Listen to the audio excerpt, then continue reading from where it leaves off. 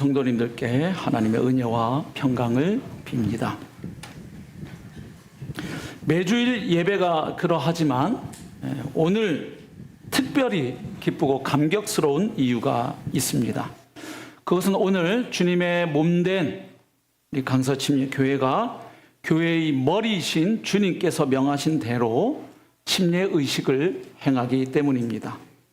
또한 오늘 침례를 받는 분들이 성삼위 하나님과 교회 앞에서 이제 간증을 통해 신앙 고백을 하고 하나님께 모든 영광을 돌리기 때문입니다. 고린도전서 12장 3절 말씀에 기록된 것처럼 성령으로 아니하고는 누구도 예수를 주시라고 할 수 없습니다. 그러므로 오늘 오후 예배까지 포함해서 10명의 성도님들이 공개적으로 예수님을 주로 고백하고 또 침례에 순종하게 된 것은 전적으로 하나님의 은혜요, 하나님의 역사입니다. 그러니 오늘 예배를 통해서 하나님께서 우리보다 더욱 크게 기뻐하시고 영광을 받으실 줄 믿습니다.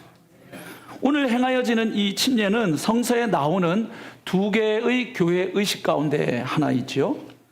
로마 가톨릭 교회에서는 7가지의 성례전을 지키고 있지만 역사적으로 또 전통적으로 복음주의적 교회들은 침례와 주의 만찬과 침례 이렇게 두 가지 의식을 지켜왔습니다. 물론 그렇게 해온 데에는 당연히 이유가 있고 근거가 있습니다. 교회 의식의 타당성을 결정하기 위해서 복음적인 그리스도인들이 던진 3가지 질문이 있습니다. 뭘까요? 보여주시면 좋겠는데요. 첫 번째로, 교회의 머리가 되시는 예수님께서 이 의식을 지키도록 명령하셨는가 하는 질문입니다. 예수님이 명하신 것인가? 두 번째로, 신약 교회가 이 의식을 실천하는 모본을 보였는가? 그러니까 교회의 역사 가운데 정말 이 의식을 행하여 왔는가? 그 다음 3번째 질문입니다. 그 의식은 다 저마다 그 의식이 상징하는 의미가 있게 마련인데 이 의식이 상징하는 의미가 과거의 성도들뿐만 아니라 오늘의 성도들에게도 참된 교훈이 되고 있는가? 이 3가지 질문을 던진 거죠. 결국 성서와 또 기독교의 역사를 살펴볼 때 이 3가지 질문에 부합되는 합당한 의식은 침례와 주의 만찬 이 2가지 의식밖에 없다는 결론에 도달했던 것이죠. 자, 그래서 오늘 이 3가지 질문을 중심으로 침례에 대해서 간단히 살펴보면서 침례가 우리 그리스도인의 삶과 사역에 어떤 의미가 있는지, 우리에게 무엇을 가르쳐 주는지 잠시 상고해 보고자 합니다. 자, 첫 번째 질문이 뭐였습니까? 교회의 머리, 주인이신 예수님께서 이 의식을 명하셨는가? 자, 예수님께서 침례를 명하셨을까요? 물론입니다. 이 질문에 답하면서 우리가 발견할 수 있는 내용이 있죠. 그것은 침례의 중요성입니다. 자, 우리 마태복음 28장 18절 이하 말씀 봅니다. 예수께서 나와 말씀하여 이르시되 하늘과 땅의 모든 권세를 내게 주셨으니 그러므로 너희는 가서 모든 민족을 제자로 삼아 아버지와 아들과 성령의 이름으로 침례를 베풀고 내가 너희에게 분부한 모든 것을 가르쳐 지키게 하라. 볼지어다 내가 세상 끝날까지 너희와 항상 함께 있으리라 하시니라. 아멘. 자, 이 말씀은 부활하신 주님께서 승천하기 전에 사랑하는 제자들에게 마지막으로 주신 명령입니다. 흔히 이 명령을 가장 큰 명령이라 그래서 지상 명령이라고도 하고 이것은 또한 교회에 주신 사명이기 때문에 지상 사명이라고도 하죠. 자, 이 말씀 보면은 예수님이 제자들에게 교회에게 주신 지상 명령, 지상 사명 가운데 뭐가 포함되어 있어요? 침례를 베풀 것이 포함되어 있지요. 그래서 침례가 중요한 겁니다. 예수님이 마지막 제자들에게 주신 그 가장 큰 명령 가운데 침례가 포함되어 있기 때문에 중요한 것이죠. 이 말씀 보면 4개의 동사가 눈에 띄죠. 가라, 그 다음 제자 삼으라, 3번째 침례를 베풀라, 4번째 가르치라. 그래서 동사가 4개 나와 있는데 헬라어 원문 성경으로 읽어보면 이 4개의 동사 가운데 주동사는 하나입니다. 메인 벌브라 그러죠. 주동사. 그게 뭐냐 하면 제자를 삼으라 하는 것이 주동사예요. 그럼 나머지 동사는 뭐냐? 분사형입니다. 즉 가라, 침례를 베풀라, 가르치라는 분사형으로 되어 있어요. 무슨 뜻이죠? 한마디로 주님이 주신 명령은 제자 삼으라는 명령인데 어떻게 제자 삼으라는 겁니까? 바로 그 나머지 동사형이 그 방법을 보여주는 겁니다. 어떻게? 즉 예수님의 제자를 양성하려면 먼저 구원받은 자들이 뭐 해야 되는 거예요? 가야 되는 거예요. 불신자들에게, 또 모든 민족에게 가서 복음을 전하고, 그리고 그들이 복음을 받아들이면 그들에게 침례를 베풀어서 교회의 가족이 되게 하고, 그 다음 그들에게 예수님께서 가르치신 말씀을 지키도록 잘 가르치고 양육하고 훈련해야 한다. 예. 결국 침례를 베푸는 것은 교회의 본질적인 사명 가운데 하나임을 알 수 있습니다. 그저 그냥 교회의 어떤 하나의 세러모니가 아니라 이것은 교회가 행해야 할 사명 가운데 하나이기 때문에 오늘 그러니 저희가 기쁠 수밖에요. 자, 2번째 질문이 뭐였습니까? 과연 신약 교회가 침례를 베풀어 왔는가? 실천하는 모범을 보였는가? 답은 당연히 예스입니다. 그런데 이 질문에 답하면서 우리가 발견할 수 있는 내용이 있죠. 그게 뭡니까? 침례의 대상이 누구인가 하는 것입니다. 자, 성경에 나타난 교회가 침례를 베푼 그 기록들, 흔적들 가운데 일부만 좀 살펴봅니다. 먼저 사도행전 2장 40절입니다. 또 여러 말로 확증하며 권하여 이르되 너희가 이 패역한 세대에서 구원을 받으라 하니 그 말을 받은 사람들은 침례를 받으매 이날의 신도의 수가 3,000이나 더하더라. 자, 이거 어떤 배경의 말씀인가요? 지금 사도행전 2장입니다. 바로 오순절 성령 강림의 역사가 있었던 그날입니다. 그날 성령 받고 베드로가 담대해져서 유대인들을 향하여, 그리고 그 오순절을 지키기 위하여 예루살렘에 와 있는 수많은 사람들을 향하여 예수 그리스도의 복음을 담대하게 선포합니다. 너희들이 십자가에 못 박아 죽인 예수를 하나님이 살리셔서 주와 그리스도가 되게 하셨다.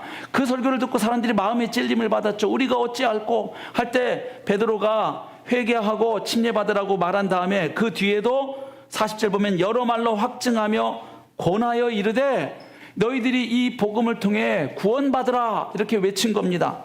자, 그랬더니 어떤 일이 일어났어요? 잘 보십시오, 말씀을. 그 말을 받은 사람들은 침례를 받으며, 그 말을 받은 사람들 뭘 의미해요? 그날 사도 베드로가 선포한 복음을 듣고 그 복음을 뭐한 사람들? 받아들인, 믿음으로 받아들인 사람들이 뭘 했어요? 침례를 받으며, 그래서 그날 신도의 수가 3,000명이 더해졌다. 이렇게 해서 출발한 첫 번째 신약 교회가 있습니다. 바로 예루살렘 교회입니다. 예. 그래서 지금 처음 교회가 침례를 베푸는데, 오늘 저희는 10명 베푸는데요, 여기 3,000명 베풀려면 사도들 힘들었을 것 같습니다. 예. 오늘 침례를 앞두고 저도 어젯밤에 또 오랜만에 스쿼트하고 허리 운동했습니다. 이 10명 이렇게 하면 잘못하면 허리 삐끗하거든요. 예, 복대를 차고 들어갈 수도 없고 물속에. 예, 그래서 어제 심야에 제가 열심히 운동하는 걸 제 아들과 딸이 다 봤죠. 예. 예, 제가 밤에 그렇게 운동을 주일 앞두고 하면 내일 침례식이 있구나. 네. 특별히 오늘 청년들이 많은데 김 목사님 오늘 청년들 중에 특별히 물을 굉장히 무서워하는 친구들이 많아서 그냥 목사님 믿고 힘을 빼라 가르치긴 했는데, 혹시 모르니까 힘을 줄 경우 대비해서 목사님 운동 좀 하고 오십시오 그러더라고요. 네. 10명인데 3,000명 침례식 했죠. 네.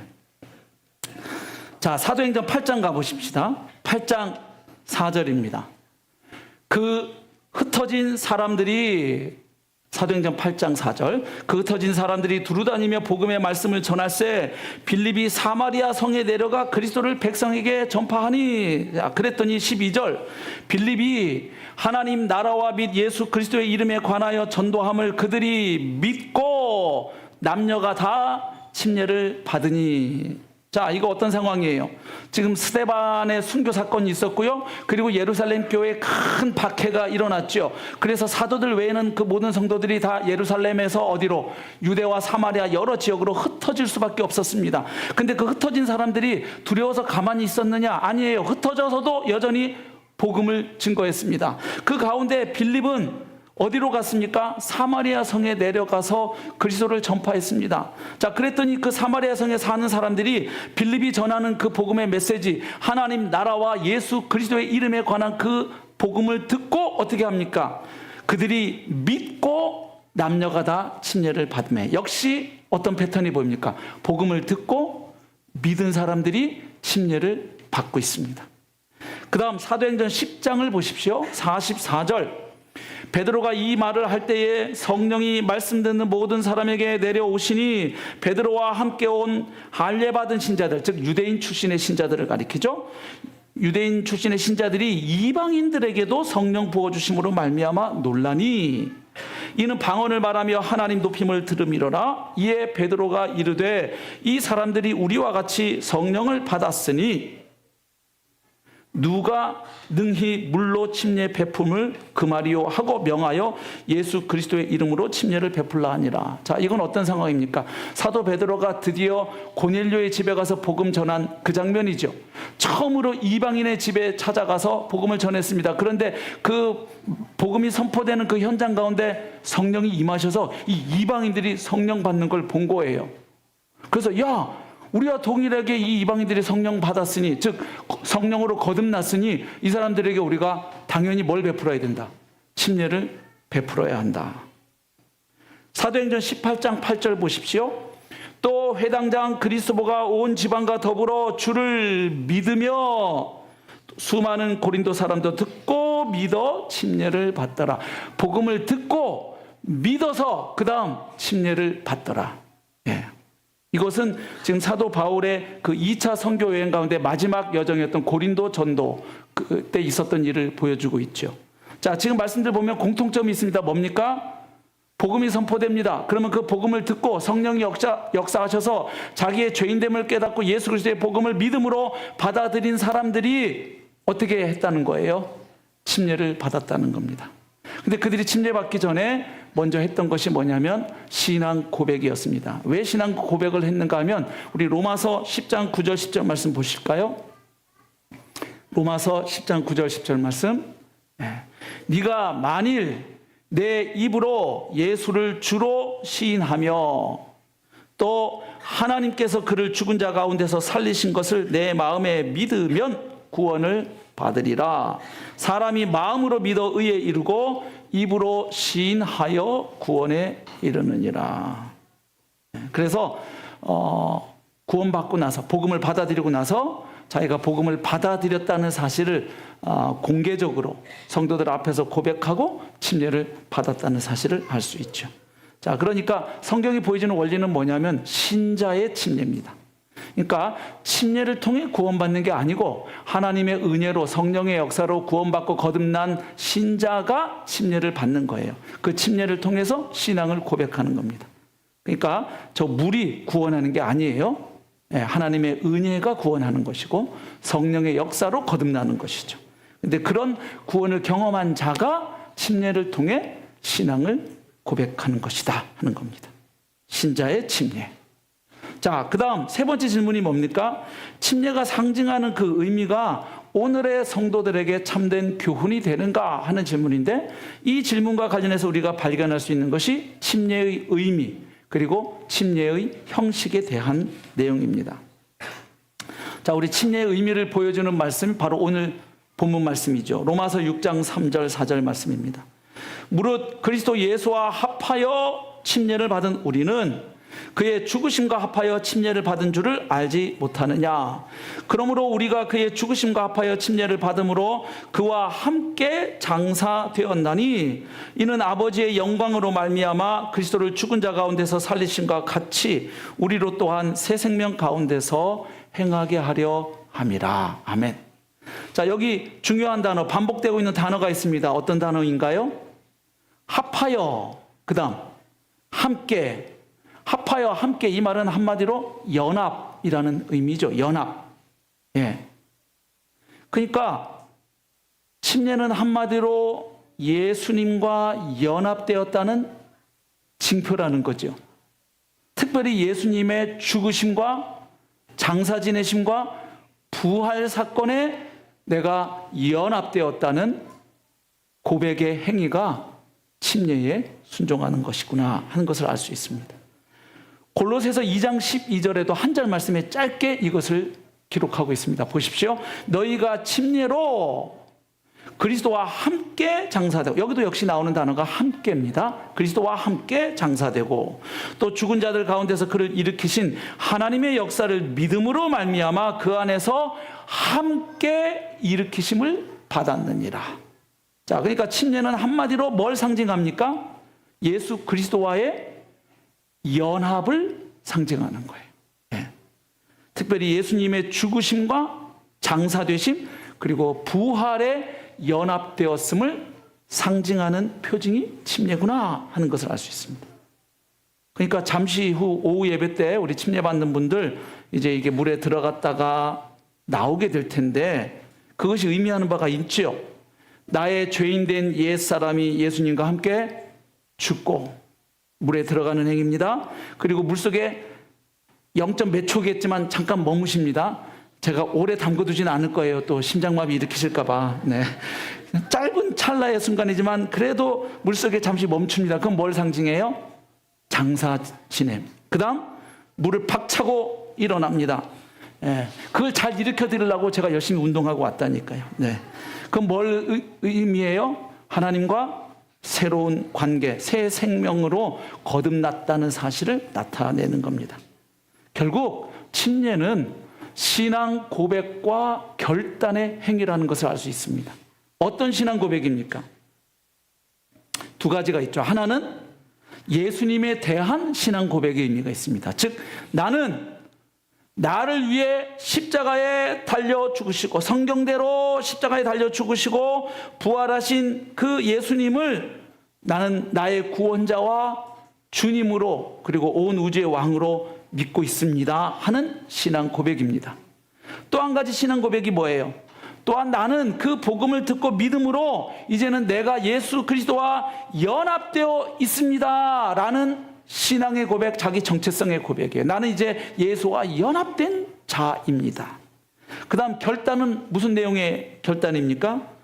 저는 이제 예수님을 믿음으로 예수님과 연합되어서 나의 옛사람은 예수님과 함께 죽고, 그리고 예수님 안에서 새 생명을 얻었으니 이제는 앞으로의 삶은 새 생명 가운데서 살아가겠습니다 하는 결단인 거예요.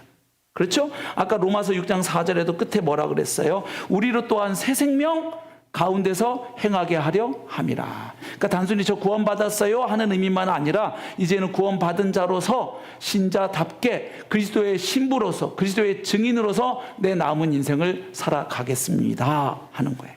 그래서 침례식의 의미를 좀 쉽게 기억할 수 있는 두 가지 단어가 있습니다. 장례식과 결혼식입니다. 나의 옛사람은 예수님과 함께 십자가에 못 박혀 죽었다. 장례 치르는 거예요. 그래서 가끔 그런 일이 생겨요. 침례를 앞두고 어떤 분들이 진짜 상징적으로 나의 옛사람이 죽었다는 걸 보여주기 위해서 물속에 나랑 같이 들어갈 걸 가져오는 성도들 가끔 있습니다. 네. 네. 어떤 청년은 완전히 헤비메탈에 빠져가지고 막 이렇게 있던 친구는 그 제일 사랑하는 음반을 갖고 와서 여기다 딱 하고 이렇게 들어가요. 이제 죽었다는 거죠. 또 이러면 또 담배를 많이 들고 오시려나? 또 이렇게 담배. 또 주님을 들고 오시는 분도 있죠. 와인병 들고 와서 이렇게 들어가는 분도 계실지. 뭐 그래야 된다는 얘기가 아니고요. 그러니까 이제 어떤 분들은 그래요. 왜냐하면 이제 자기가 죽었다는 것을 가장 상징적으로 보여주는 것.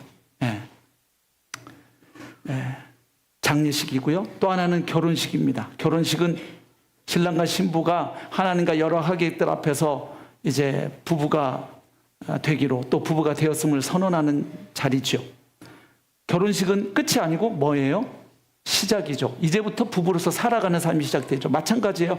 침례 받았으니까 끝 아니고 이제부터 그 주님, 고백한 주님과 함께 연합되어 살아가는 삶의 이야기가 침례식 이후에 더 본격적으로 이제 쓰여져야 하는 것이죠. 그래서 이 침례는 개인에게는 하나님의 은혜로 구원받은 것에 대한 소중한 기억물이 됩니다. 그리고 다른 회중들에게는 공적인 신앙 고백의 수단이 돼요. 그래서 간증을 좀 이따 들으실 건데, 저분의 인생 가운데 찾아오신 예수님, 내 인생에 찾아오신 예수님과 같은 분이구나. 우리가 같은 예수를 주님으로 믿구나. 이것을 우리가 확인하고 주님을 찬양하게 되죠. 그래서 침례는 전통적으로 계속 한 교회 공동체의 그 일원이 되는 교회 회원권의 중요한 조건이 된 거예요. 왜? 같은 신앙을 고백한 사람이고 같은 예수를 주님으로 믿고 있는 사람이기 때문에 교회는 그를 하늘 가족으로 받아들였던 것이죠. 그 다음 네 번째가 침례의 형식에 대한 건데요. 그 의미를 담아내는 형식이 있는 거죠. 예수와 함께 죽고 장사 지내고 부활하니까 당연히 침례는 전통적으로 침수례의 형식을 취해왔습니다. 침수례라는 것은 사람이 물속에 완전히 잠겼다가 나오는 것을 의미하죠. 우리 기독교의 침례 이전부터 침례가 있었어요. 근데 다 침수례였습니다. 예를 들어서 유대교에도 침례가 있었습니다. 이방인이 유대교로 개종할 경우에 남자의 경우는 세 가지를 요구했습니다. 하나는 할례 받아라, 두 번째 침례 받아라, 세 번째 제물을 하나님께 드려라. 근데 이때 침례가 유대교의 침례도 당연히 침수례였습니다. 물에 들어갔다가 나오는 의식이었고요. 그리고 신약 성경에 보면 요한이 베풀었던 침례도 침수례죠. 요단강에서 베풀었죠. 근데 요한의 침례는 유대교의 침례하고 조금 의미가 달라졌죠. 아까 말씀드렸지, 유대교의 침례는 이방인이 유대교를 개종할 때 침례를 받게 했는데, 요한은 그 유대인들, 하나님의 언약 백성이라 자부하는 그들에게 회개를 촉구하면서 침례를 베풀었죠. 그리고 그 이후에 예수님께서 명하셔서 행하게 된 교회의 침례식은 아까 말씀드린 예수 그리스도의 연합을 나타내고 상징하게 됐죠. 그래서 이 침수례의 성경적 근거는 두 가지로 말씀을 드릴 수 있는데, 하나는 성경의 침례를 주다라는 헬라어 단어가 그 뜻이 명확해요. 명사형으로는 밥티스마고요, 동사형으로는 밥티조입니다. 근데 밥티조라는 단어의 뜻은 물에 잠기다, 물속에 담근다, 침수시킨다, 염색한다, 이런 의미예요. 그래서 전부 다 그 물에 완전히 잠기는 것을 의미하는 단어가 밥티조입니다. 이것은 장로교 신학의 가장 큰 역할을 하고 공헌을 했던 칼빈도 기독교 강요 4권 15장과 16장에서 이미 그도 밝히고 있는 내용이에요. 거기 보면 칼빈도 이렇게 얘기해요. 밥티조라는 단어 그 자체는 침수하다는 것을 의미한다. 또 초대 교회가 침수례 의식을 지켰다는 것은 의심의 여지가 없다. 또 교회 역사가인 필립 셰프도 보면 헬라어 어원을 분석해 볼 때, 또 성경에 나타난 침례 사건을 고찰하고 분석해 볼 때, 그리고 역사적으로 초대교회가 행한 그 의식을 검토해 볼 때, 이렇게 세 가지 차원에서 검토해 볼 때 의심의 여지 없이 합당한 신앙 고백은 침수례였다, 이렇게 말합니다. 또 장로교 전통에 있는 칼 바르트도 헬라어 밥티조는 원래 물속에 완전히 들어갔다가 나오는 것을 의미합니다. 그런데 이 침수례가 관수례, 물을 머리에 붓는 것, 그 다음에 산수례, 물을 몸의 어느 부위에 뿌리는 걸로 바뀌게 된 그 역사적 배경이 있는데, 이것은 다음에 기회 있을 때 말씀드릴게요. 오늘 지금 침례 받을 분들이 간증을 해야 되기 때문에 제가 줄이려고 합니다. 어쨌든 확실히 알 수 있는 건 그거예요. 1311년 라벤나 종교회의에서 관수례를 공식적으로 인정하고 나서부터 이제 산수례가 본격화됐는데, 다시 말하면 14세기가 될 때까지 모든 교회의 일반적인 침례 형태는 다 침수례였다. 그래서 초기 기독교 유적지에 가면 다 침례탕을 발견할 수 있죠. 한번 보실까요? 첫 번째 보면 성 요한교회의 십자가 형태의 침례탕이죠. 에베소에 있습니다. 두 번째 사진은 마리아 교회 침례탕인데 역시 에베소에 있고요. 세 번째 비잔틴 교회 침례탕 엠마오에 있는데, 다 보면 물을 거기에 받아서 사람이 들어가서 잠기고 나오는 저런 침례탕이 기독교 유적지의 성지순례 가면 다 보실 수가 있어요. 그래서 교회가 전통적으로 침수례를 행하여 왔다 하는 것입니다. 그럼 오늘 우리가 침수를 행하는 것은 그냥 교회가 전통으로 해왔으니까 그냥 전통을 지키자, 우리의 고집스러움을 나타내기 위함이 아닙니다. 그 의미 때문이에요. 뭐예요? 예수님과 함께 죽고 장사되고 부활되었다는 의미. 그리고 성경에 보면 예수님께서 요한에게 침례받으시는 장면도 마태복음 3장 16절 보면 요단강에서 침례받고 물에서 올라오실세라는 표현이 나오죠. 물에서 나오시는 장면이에요. 그 다음 요한복음 3장 23절에도 보면 요한이 침례를 거기서 베풀었는데 왜 거기서 베풀었냐면 물이 많기 때문에. 그러니까 물을 붓거나 뿌리는 정도면 물이 많을 필요가 없는 거예요. 예?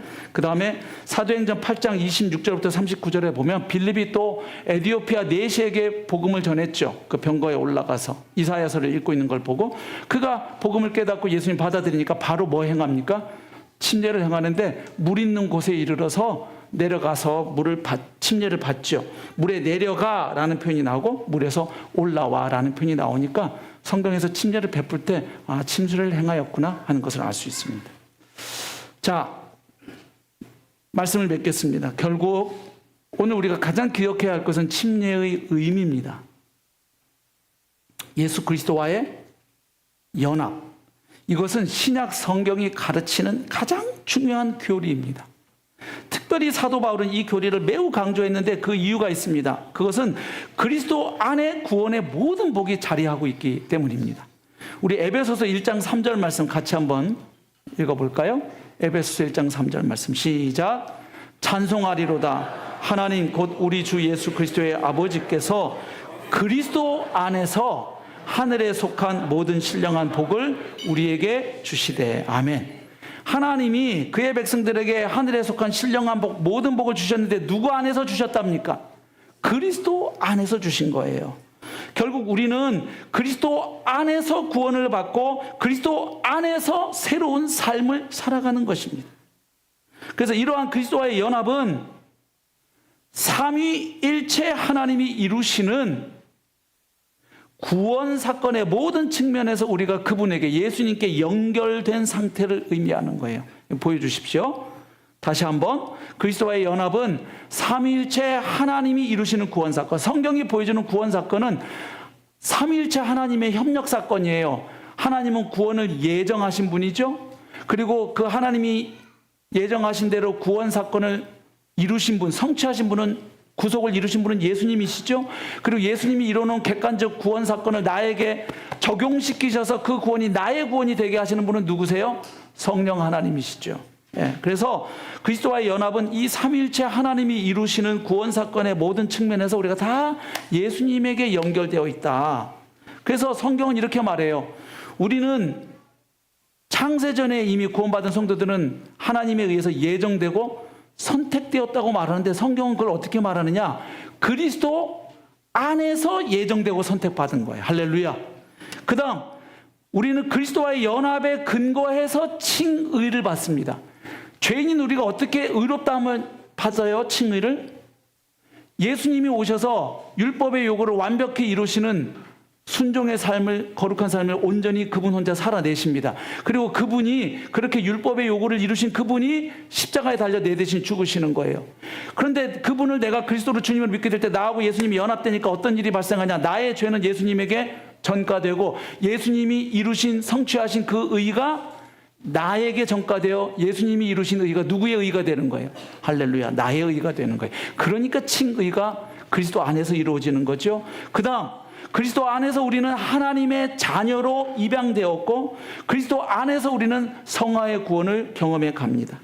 그리고 그리스도 안에서 신앙의 인내가 이루어집니다. 이거를 견인이라고 보통 표현하죠. 완성되는 구원에 이르기까지 계속 그 믿음을 지켜주시는 것. 그리고 종국에는 예수님의 형상대로 영화되는 거죠.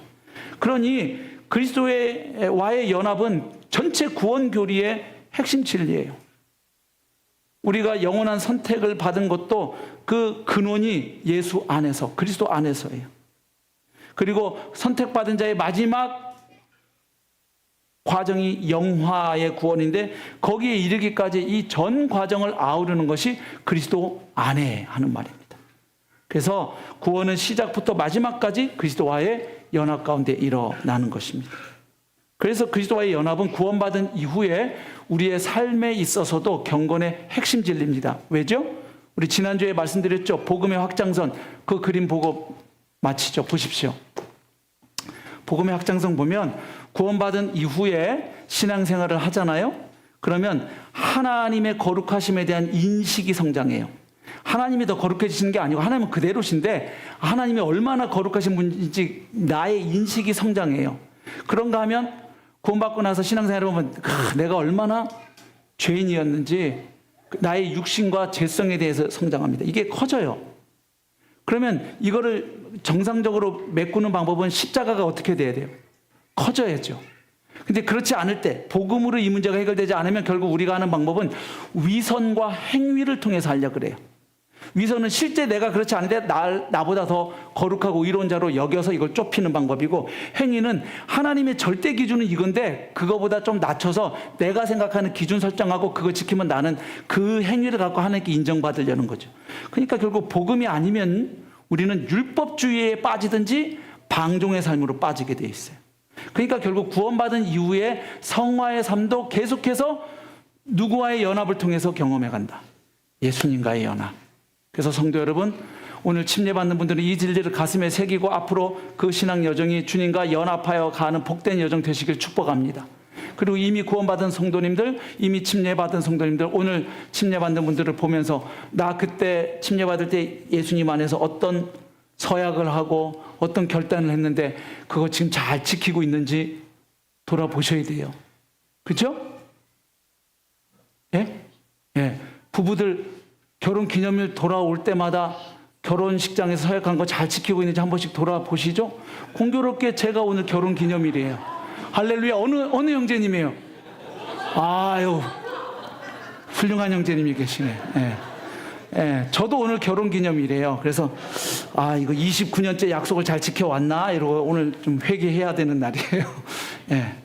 자, 그래서 정말 예수님과의 연합은 우리의 구원과 신앙생활의 마스터 키입니다. 계속 그 주님과 연합의 관계 가운데 성장과 성숙 발전이 있으시기를 주님의 이름으로 축복합니다.